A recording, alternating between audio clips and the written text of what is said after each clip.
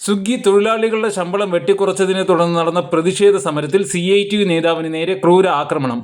CITUയും INTUCയും സംയുക്തമായി സംഘടിപ്പിച്ച സമരത്തിൽ പങ്കെടുത്ത CITU നേതാവ് ജിഗ് വർക്കേഴ്സിന്റെ നേതാവ് അമീറിന് നേരെയാണ് ക്രൂര ആക്രമണം നടന്നിരിക്കുന്നത്. തിരുവനന്തപുരത്ത് സ്വിഗ്ഗി തൊഴിലാളികൾ സംഘടിപ്പിച്ച സമരത്തിന് നേരെയാണ് ഇത്തരത്തിലൊരു ആക്രമണം നടന്നിരിക്കുന്നത്.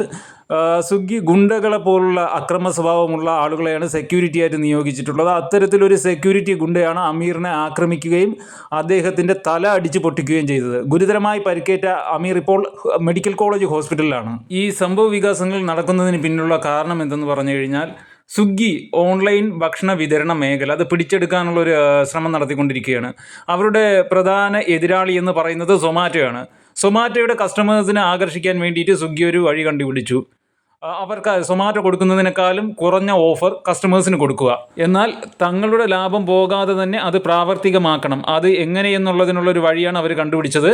അതായത് സ്വിഗ്ഗി ഡെലിവറി തൊഴിലാളികളുടെ ഡെലിവറി നിരക്കങ്ങ് കുറയ്ക്കുക. അതായത് മുമ്പ് 50 രൂപയ്ക്ക് കൊടുത്തുകൊണ്ടിരുന്ന ഓർഡറുകളെ 25 രൂപയൊക്കെ ആക്കി മാറ്റിയിട്ടുണ്ട്. തീർച്ചയായിട്ടും കസ്റ്റമേഴ്സ് അത് കാരണം ആകർഷകരായി. കാരണം മുമ്പ് 50 രൂപ ഡെലിവറി ചാർജായിട്ട് കൊടുത്തുകൊണ്ടിരുന്നെങ്കിൽ ഇപ്പോൾ 25 മതി. 100 രൂപ ഡെലിവറി ചാർജായിട്ട് കൊടുത്തിരുന്നെങ്കിൽ ഇപ്പോൾ അതിന് പകരം 50 രൂപ കൊടുത്താൽ മതി.